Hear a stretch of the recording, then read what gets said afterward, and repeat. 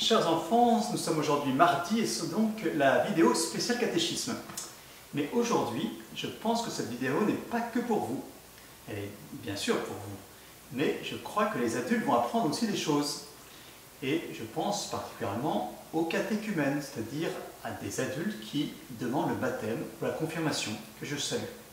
Voilà, je vous demande pardon à l'avance pour les questions techniques, de mise au point et de saut d'image, mais je vous invite à aller quelque part dans le monde, dans un coin minuscule dans le monde, mais un coin où il s'est passé l'essentiel pour l'humanité. Venez avec moi.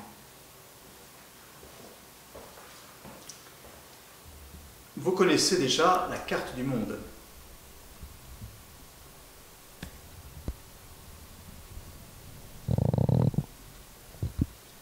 Voilà tous les continents.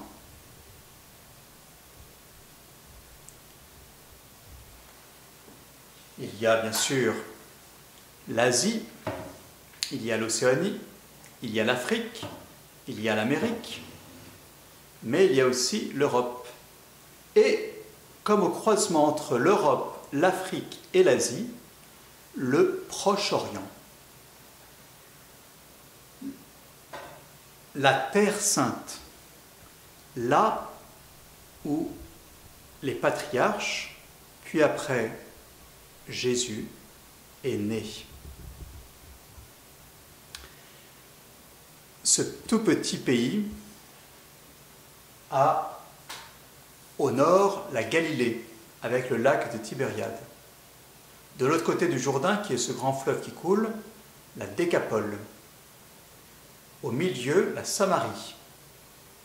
Au sud, le Judée.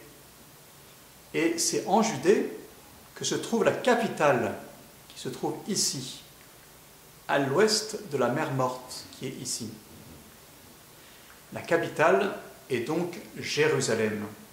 Jérusalem est portée sur des collines, entre 620 et 700 mètres de hauteur. Vous voyez ici les limites de Jérusalem au temps de Jésus. Les murailles donc de Jérusalem qui l'entourent. Ici une grande vallée qu'on appelle la Géhenne, une autre vallée qu'on appelle le Cédron. Ici le mont des Oliviers, le temple, l'esplanade du temple de Jérusalem, et puis d'autres choses qu'on va voir juste à côté. Car dans cette capitale de Jérusalem, il y a plusieurs bâtiments.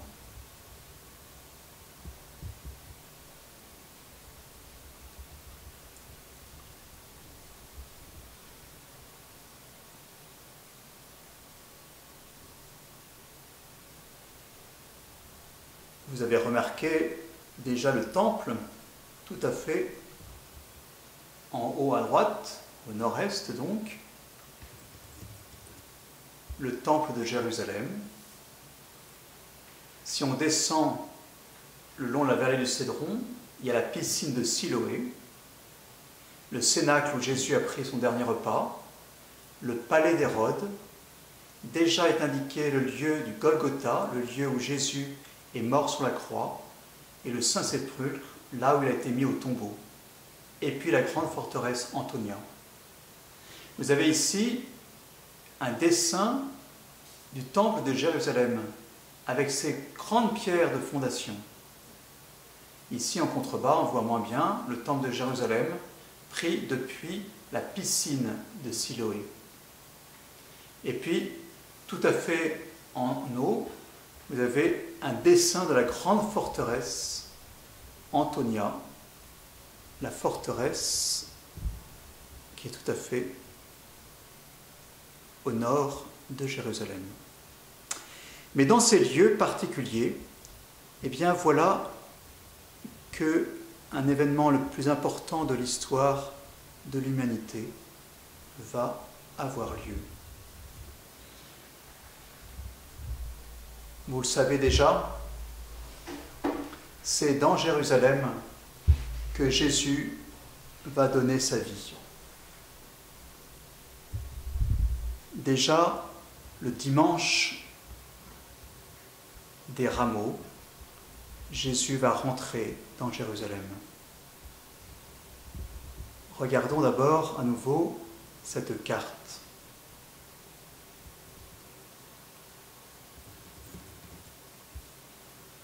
Le temple, avec son esplanade, le jardin des Oliviers, le mont des Oliviers avec le jardin de Gethsémani, la muraille, la piscine de Siloé, le cénacle, le palais de Caïphe, le palais d'Hérode, le Golgotha et la forteresse Antonian. Jésus va arriver par l'est de Jérusalem, par là où le soleil se lève, et va rentrer dans Jérusalem, le dimanche de Rameaux que nous allons fêter et célébrer dimanche prochain. Jésus arrive acclamé par la foule. Tout le monde le considère comme le Sauveur. Hosanna, Dieu sauve, reprenant le psaume 117, prenant des rameaux et mettant leurs vêtements sous les pieds de l'âne sur lequel Jésus est monté. Car si Jésus est le Sauveur qui vient et qui rentre dans Jérusalem, il est aussi celui qui va se faire petit et humble. Et donc il monte non pas sur un grand cheval, mais sur un petit âne. Mais cette acclamation de la foule, Jésus sait bien que c'est sa dernière semaine, puisque, toujours à Jérusalem, le jeudi suivant, il va prendre son dernier repas dans le Cénacle, ce lieu qui se trouve au sud de Jérusalem, que vous voyez en haut de votre écran. Le Cénacle est le lieu où Jésus prend son dernier repas avec ses apôtres, le repas pascal. Oui, mais au cours de ce repas, Jésus va prendre du pain et dire « Ceci est mon corps », la coupe de vin, « Ceci est mon sang ». Il va instituer la messe et appeler ses apôtres à être les premiers prêtres, les premiers évêques. Il va aussi d'ailleurs leur laver les pieds, même si Pierre ne veut pas au départ. Il va apprendre que s'il ne se laisse pas laver les pieds, il n'aura pas de part avec lui dans le royaume.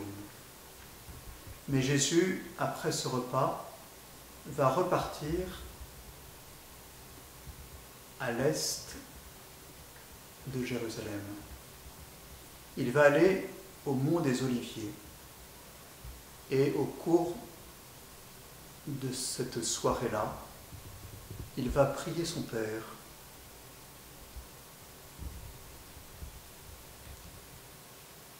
Il connaît la passion qu'il va subir.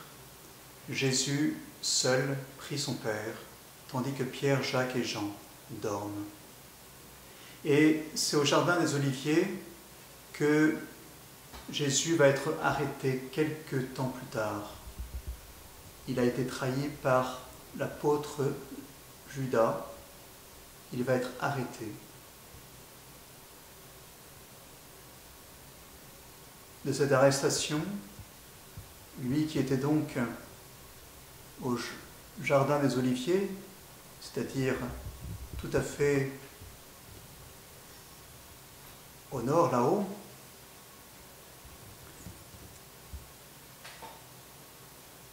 eh bien, il va être arrêté donc, emmené. C'est sans doute à peu près ici que Pierre va le trahir et il va pleurer en entendant le coq. Puis Jésus, au petit matin, va être emmené dans le palais de Caïphe.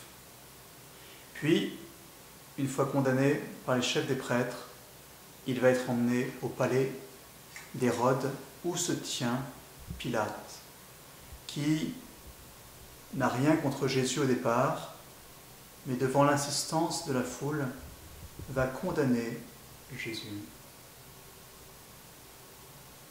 C'est le vendredi matin. Jésus va porter sa croix puisqu'il est condamné à mourir sur une croix. Et il va la porter lui-même jusqu'au lieu-dit du Golgotha. Il va partir du palais où se tient Pilate.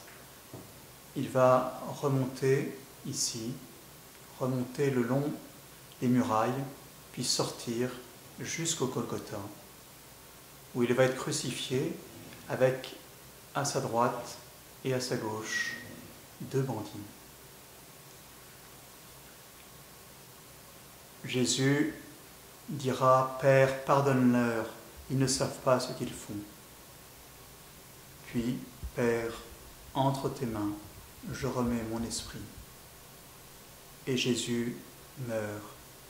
Il est descendu de la croix, recueilli par sa mère Marie, puis finalement enseveli à la manière des Juifs, c'est-à-dire qu'on lui met un linge au-dessus et en dessous pour le mettre dans le tombeau. Les tombeaux du temps de Jésus sont faits un peu comme ceci, je le dis plus pour les adultes. Vous allez voir qu'à côté de la muraille, il y a une carrière de pierre au départ, bien avant la mort de Jésus. Une carrière où on a creusé donc pour prendre des pierres, des sortes de marches, mais ce ne sont pas vraiment des marches puisqu'elles ont 2 mètres de haut. Et puis il y a ce monticule qui est en granit plus dur et qui est donc non exploitable et qui va rester. Quelque temps plus tard, cette carrière n'est plus exploitée. On va en faire, justement, dans ces marches, entre guillemets, des tombeaux, comme à l'époque de Jésus. Donc, on va tout simplement ouvrir des cavités. Et c'est là où Jésus sera placé. Entre-temps, il y aura eu des sédimentations. Ce sera devenu comme un jardin avec des arbres. Le monticule sera un peu moins haut du coup, mais suffisamment pour placer 3 croix. Et puis les tombeaux sont juste à côté. Jésus meurt donc le vendredi saint. Le samedi saint, eh bien, il est mis au tombeau. Et le 3e jour, ce tombeau est retrouvé vide. Voilà, préparons-nous donc bien à cette grande semaine qui s'est faite à Jérusalem, que nous allons commencer à commémorer à partir de dimanche, puis jeudi, puis vendredi, puis samedi, puis dimanche de Pâques. Je vous souhaite à tous de rentrer dans ce grand mystère de la vie de Jésus. Il a donné sa vie pour nous. Nous aussi devons donner notre vie pour nos frères. À bientôt.